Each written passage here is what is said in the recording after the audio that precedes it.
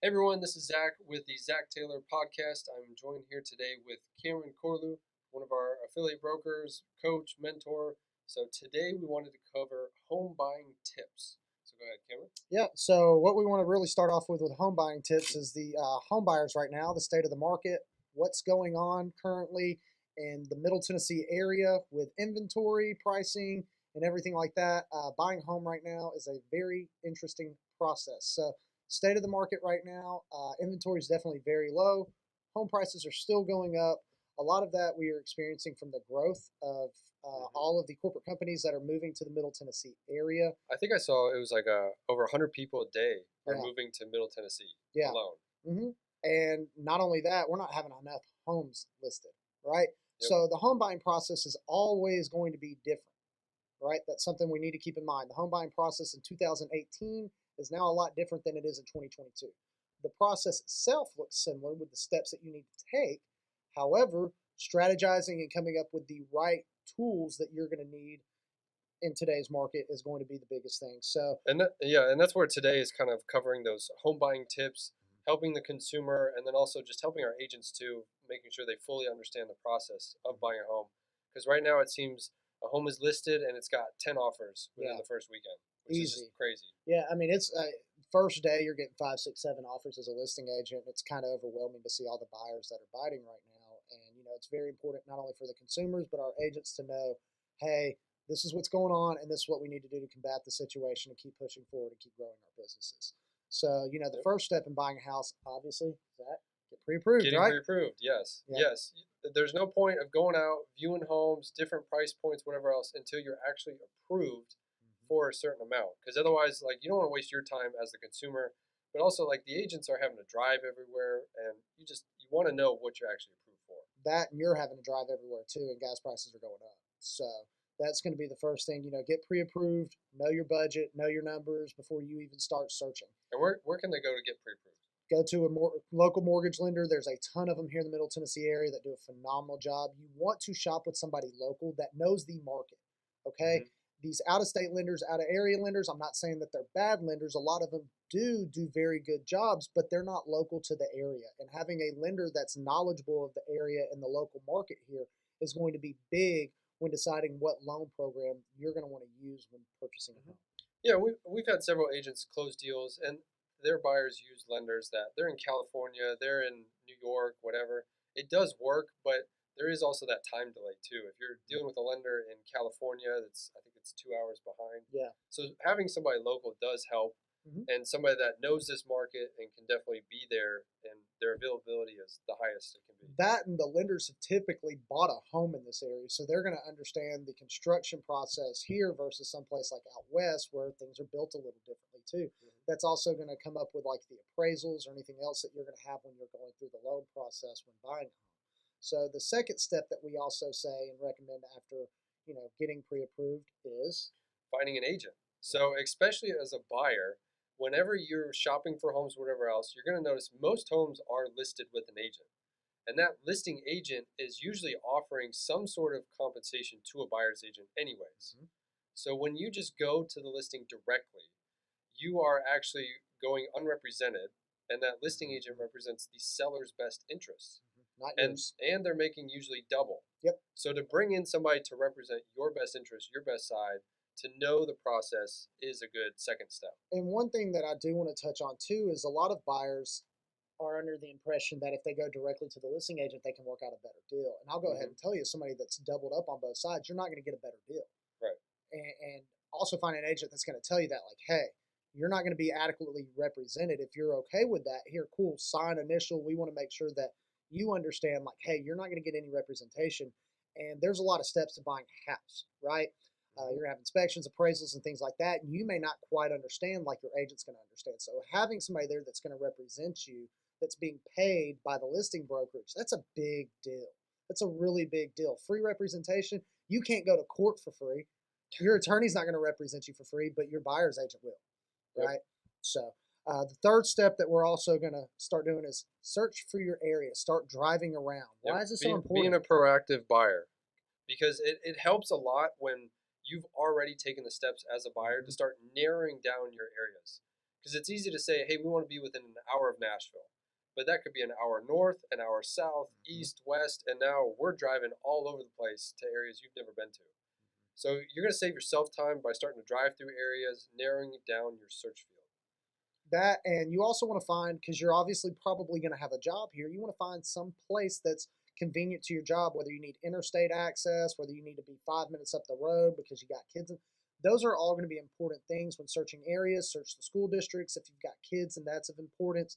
Anything that's going to be important to you before you start viewing and walking into homes, check the area out. Because here's the thing, once you go under contract on a home, you don't like the area, you're still buying that house. We're going to kind of go over and touch on the contract too here in a minute, but there's no escape clause for, I don't like this area. Oh, okay, cool. Well, you signed a contract and you're still going to buy this house. That's the age-old saying, location, location, location. So number one important, narrow that down because you can't pick up the house and move it somewhere else. So narrow that down, makes your life easier, makes our life easier as a buyer's agent. And then that kind of rolls into the next step of home buying tips is now setting up your search. So now we've narrowed it down. Now let's set it up. And this is where that buyer's agent can come in handy because they can use the MLS to create automatic search fields for you. Yep. And they're usually going to have a custom website like this as well that they can utilize that's actually set up with the local MLS. The RealTracks here, there's tons of MLSs, but it's going to update you constantly. A lot of them are immediate. As soon as that listing hits the internet, you're going to get it in your email box, text box, however you're set up. So that way you're staying on top of these things. Your agent's going to help that for you. Yeah, speed is key in this market. So the sooner you ask your buyer's agent to set you up on that automatic search, the quicker you'll get notified. And then a cool little tip insight too is when you're being sent these homes, by rule from the MLS, an agent has 48 hours to change the status from active to pending. So that's the only caveat with that is if you see your dream home, don't get your hopes up because have your buyer's agent call to make sure it's still available. It could be pending. Yep, and that's going to also be a big thing on when you're interviewing your agent is make sure that they're on top of their business, communicating with you throughout the process, and making sure that the information that you are being provided is up to date, accurate, and like Zach said, it's not under contract and already sold. Yep. So that rolls into now we're searching areas. Now we've set up our search. So the fifth step will be viewing the homes, actually going and scheduling showings. Yep. And this part you also want to keep in mind. A lot of the houses are still occupied. Right. Yep. So a lot of the times I've shown houses and buyers like, I don't like that there. Everything can be changed except for typically the floor plan. You can knock out a wall here or there, but understand people's stuff's going to be there. You probably won't like it. It's okay. It's going to be gone. That's the nice part about personal property is typically personal property is out once the deal closes. Well, and two, I would say as being a just proactive consumer in this industry, it's also knowing, like you said, the homes, a lot of them are still occupied. Yeah. So it's important too to not, we're driving through a neighborhood and we're like, hey, can we see this home in 5 minutes? Like usually there's a family there, maybe they have pets, kids, they have to clean the house. Yeah. So just being aware of that and saying, hey, let's give them 24 hours notice or 48 hours notice. Yes, it's important. Like we got to see the homes quickly.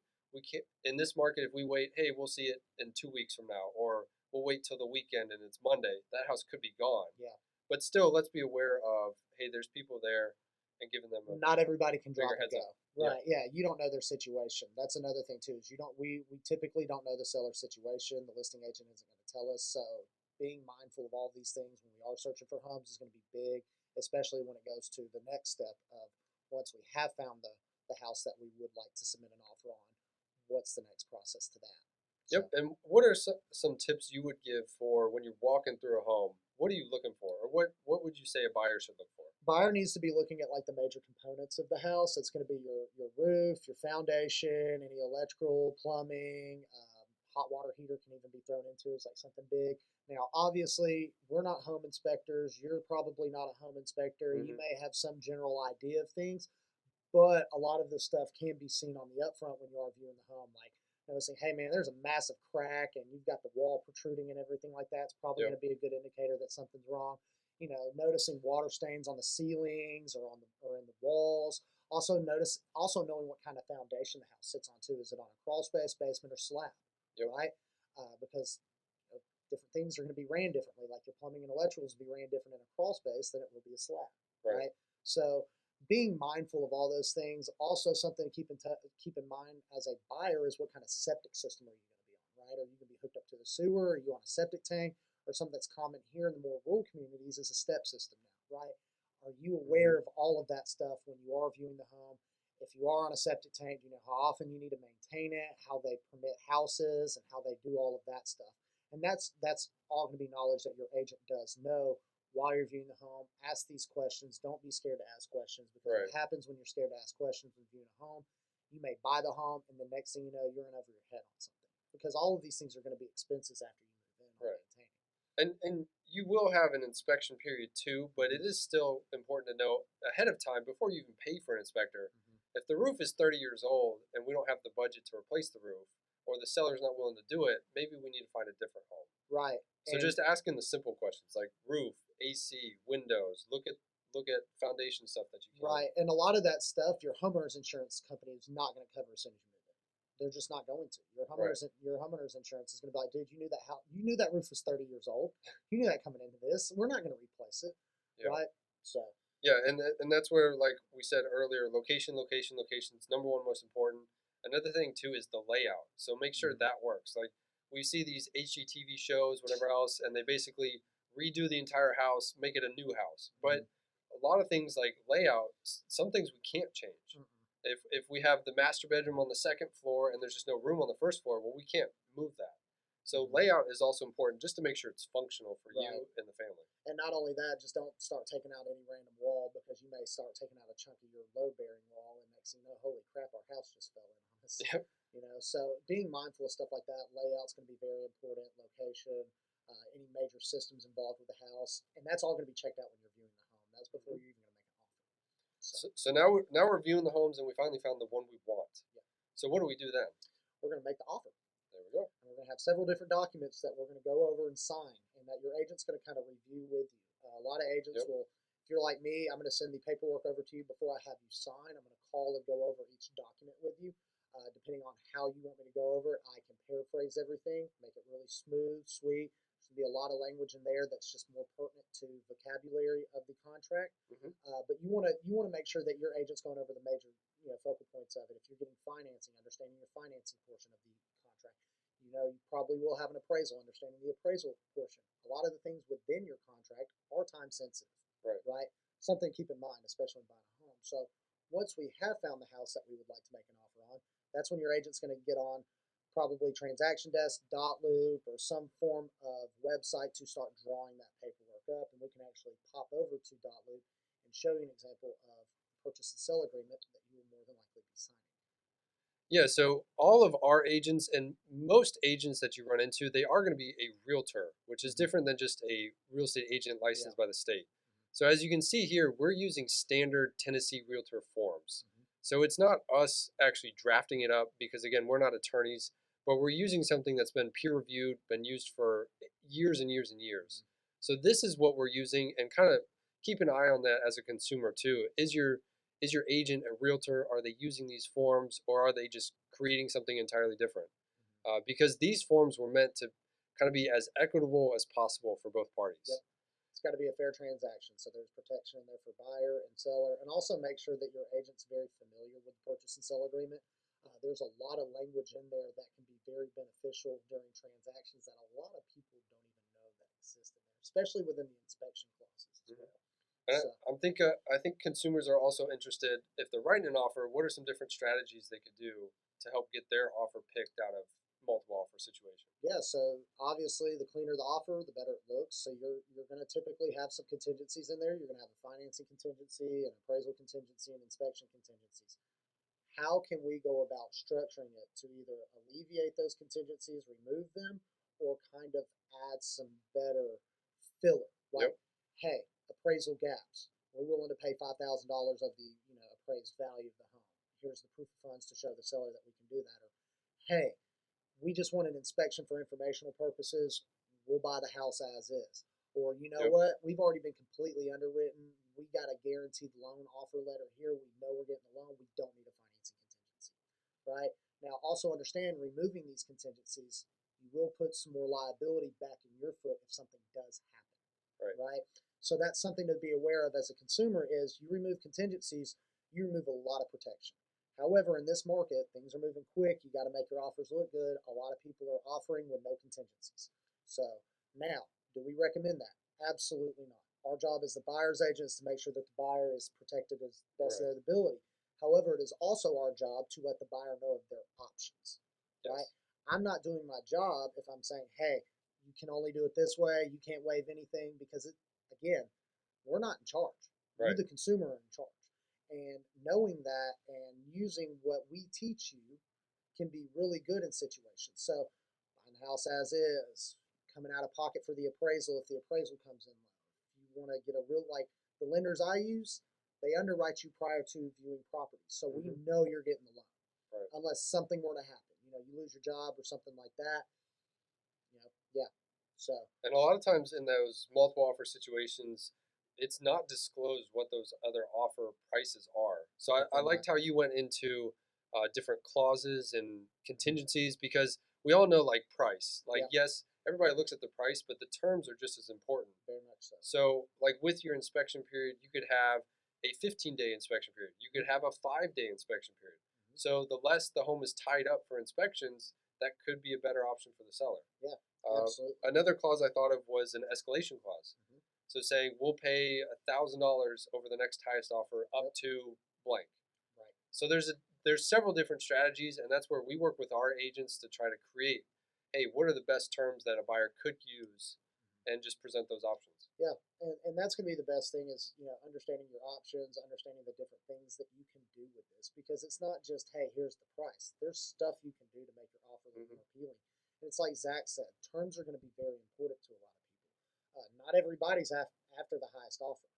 Your highest offer may have a list of contingencies, and you may have a cash offer that's $10,000 less, but there's no contingencies, right? What's fitting your situation the best? And that's also going to lead into after we do get our offer accepted, what happens once our offer has been accepted, Zach? Yeah, so as soon as our offer is accepted, the first thing we're going to want to do is make our earnest money deposit. And this deposit is basically showing good faith that we're moving forward with the contract. We have our agents or the consumer use the title company to deposit that earnest money. And again, that's a fully negotiable amount in your contract. Another strategy, if you offer a higher amount of earnest money, 5,000, 10,000, 15,000, that can help your offer too. So we want to make sure we get that deposited first. And you want to do it as soon as possible. Typically, faster periods of earnest money deposit, higher amounts. And also, when you do make the earnest money deposit, something that needs to be said, because a lot of agents don't do this, is you'll get an earnest money check and it says for earnest money. Make sure that the address of the property is on that for spot. That's going to be very important as a consumer because if you have somebody that doesn't know what they're doing, just deposit it. They've now got trust money in their escrow account and they don't know which transaction it's going to belong to. Now, they have the names on the check, but still provide as much information as possible to the holder of that trust money. And that earnest money too, that goes towards your closing costs and your down payment when you close on closing day. So that money is kind of earmarked towards that amount closing needed. That is a credit back to you at closing. Also understand that if there was a contingency in place and that contingency has not been met, that trust money should go back to you. Cannot guarantee that the other party won't fight for it, but that money is rewarded back to you. Now, on the contrary, if for whatever reason you want to back out for no reason, there's no contingency in place to protect you, that trust money is going to be awarded to the opposing party. So if you're the buyer and you want to back out because you got cold feet, you're losing that. And there's still legal ramifications with that as well. So something to keep in mind. And then our next step, once we make our earnest money deposit, is we want to, one, get with our lender and title company to make sure everything's been submitted, our applications, and then the inspector.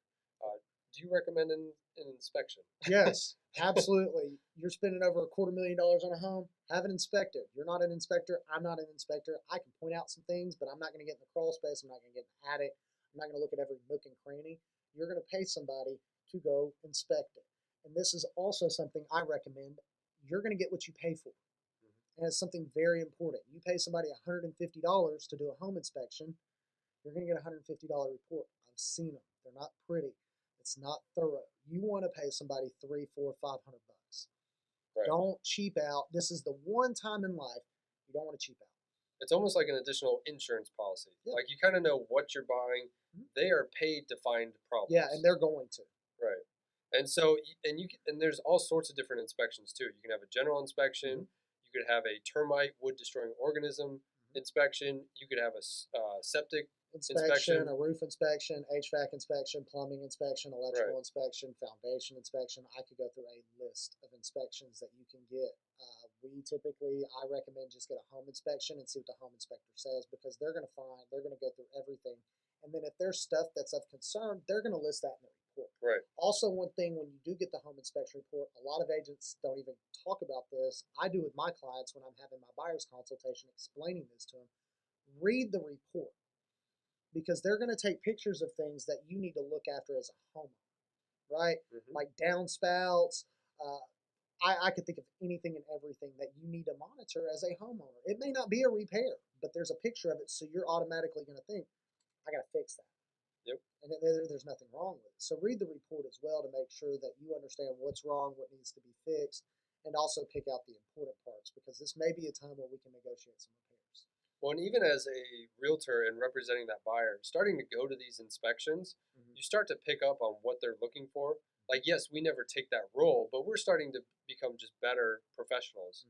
And so we can see what they're looking for, and it just makes us better. Yeah, absolutely. And that's one thing that we want to do, is make sure that we're representing our client in their best interest. And the way that we do that is we learn. We constantly learn. And that's what's going to happen when we attend the inspections. We look at the reports with our clients and we understand what's going on here. What major items need to be touched on.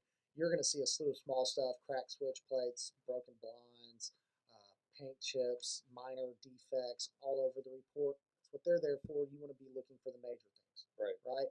So once we've had the inspections, if there's any repairs, once we've negotiated the repairs, what's next after that? After our inspection and we've negotiated repairs, asked for repairs, whatever we've agreed to, our appraiser is going to come out. And the bank's going to order this. This is something that the lender orders. They order it through a third-party company. It's called an appraisal management company, better known as an AMC, not the movie theater. Then the AMC is going to then submit to a pool of appraisers. The appraiser is going to accept it, and then the appraiser is going to go out, and they're going to do the appraisal. Once the appraisal is done, typically 5 to 7 business days after, they're going to submit the appraisal report back to the lender for underwriting. You want the appraisal to come in at the contracted price or above it, because what happens if it comes in low, Zach? Well, it would just depend on your contract if you put it's contingent upon the home appraising. Yep. And this appraisal for new home buyers, it's basically just showing the lender or the bank that the home is worth the money they're lending out to you. So they just want to see that it is worth that. So they're having that appraisal, and if you've met it and the home is matched that price or exceeded it, then you move towards hopefully closing at that point. Yeah. And also, one thing to keep in mind, a lot of buyers and buyers agents and even sellers, if the appraisal comes in low, they get upset, feelings get hurt. It is somebody's opinion. At the end of the day, understand it is just an opinion of value, right? Now, granted, they are licensed to give their opinion, and their opinion does matter, but don't think for 1 second that you're overpaying for a property, whatever it may be. House wasn't priced right. It is somebody's opinion, okay? And there's always a way to work something out, okay? So don't freak out if the appraisal comes in low. Get with your agent. Make sure that your agent's already got a game plan and set, and then let's work something out with the sellers, because there can always be something negotiated. Yep, and then as we approach closing, we're going to want to schedule, as a consumer and the buyer's agent, a final walkthrough. Yep. And this is going to be our time to make sure, if there were some repairs that we asked for, if they weren't major and we didn't get a reinspection done, that we're checking to make sure that those repairs that we asked for, had been done. Also, you want to make sure that it's in the same likewise condition as when you first viewed the property, or better. Yep. This is big. You want to do the final walkthrough as close to closing as possible. Why is that? Well, basically, you just want to make sure that, like you said, the home is in the same condition or better, because this is kind of one of your last opportunities to see the home before you actually close on it. Because the contract is stating once you close on it, you're basically accepting the condition of the property. Yep. So we want to make sure, hey, did they rip down all the blinds that were supposed to stay? Did they take the dishwasher that they weren't supposed to? Like, this is our time to make sure, hey, everything is here that I'm buying. Yep. And like I said, you want to do it as close to closing as possible because once you close on the property, you've bought it. It is now yours. If the HVAC went out, that's on you as the buyer. I could think of a million things that could happen to a home. Right. So my typical suggestion is find a walkthrough and then immediately head to close on the property. Yep. Some people want to do the day before, 2 days before. Understand the further away from closing it is, the more room for something to happen. Things happen with homes. I mean, it happens in a matter of seconds too. So just know, try to do it as close to the closing as possible. Get with your agent on scheduling that, and your agent will take care of that for you. So, and then the best day, closing. Yeah, absolutely. Best day ever. You're going to sign your name 100 million times. So go ahead, stretch your hands, get ready because signing's going to happen. Zach, where do you typically close when you close on a house? So when you close, there are a couple different options. I know work schedules, whatever else. Usually the most convenient is if you do go to your title company to sign off on everything. Now, sometimes if you're working or you're out of the area, they can send what's called a mobile notary. And they can send somebody to you to sign with you there. Like you'll sign in front of them, they'll notarize everything, and then send it back. And typically closing is going to take 30, 45 minutes, possibly an hour for any questions that you have. I mean, I've had closings that have lasted just a few minutes, but typically I'd say 45 minutes to an hour. You're probably going to have some questions over the documents that you're signing. Also, remember, keep in mind a lot of this stuff that you are signing at closing, you've already signed before. Yep. So it's part of it. You're going to be signing your warranty deeds, your title, any loan documents. If you've got a loan, if you're buying it with cash, fortunately enough for you, it's not going to take that long. Right. Typically, people are buying with a loan, 45 minutes to an hour. You're going to close at a title company. And then once you close, congratulations. Yes, you have your new home, and we want to make sure on closing day, or we want to coordinate utilities. Yep. We want to make sure we have electric, water when we move in. We also want to make sure change of mailing address, so make sure all our mail starts coming. I know we all love the Amazon packages and everything. Gotta love those. And then just coordinating movers too. Yeah. We want to make sure we're also doing the movers like after we've signed, not before we sign. Yep. Yeah. Also with the utilities, get with your agent. Typically for me, I get a list from my buyers about a week before closing, have my buyers go ahead and call and schedule it, because if you don't schedule it for the day that you and the seller close, guess what you're going to have to pay? A reconnect fee. You don't want to pay those. Those can run 100, 150, $200 depending on the municipality. Yep. And so having those scheduled out, right before you do the final walkthrough to make sure that when you do close, utilities are in your name. So perfect. And that's going to be buying a home for everybody today. Guys, we appreciate everybody watching, tuning in. Yep. Thank you for coming in, Cameron. Absolutely. Thank you for helping give some insight into home buying tips. Yep. Hopefully that helps the consumers out there in this crazy market, different ideas for you. Yep. It also helps any agents that are brand new in the business trying to learn just what is the home buying process. Yeah. Guys, reach out. Give Zach a call. Zach, what's your number for everybody? 727-692-6578. And then you can give me a call at 615-410-6262. Guys, we look forward to talking to you soon. Got any questions? Reach out to us anytime. This is Cameron Corlew with Zach Taylor. Zach Grice, broker owner, Zach Taylor. Thank you guys so much. We'll see you next time. Have a good one, guys.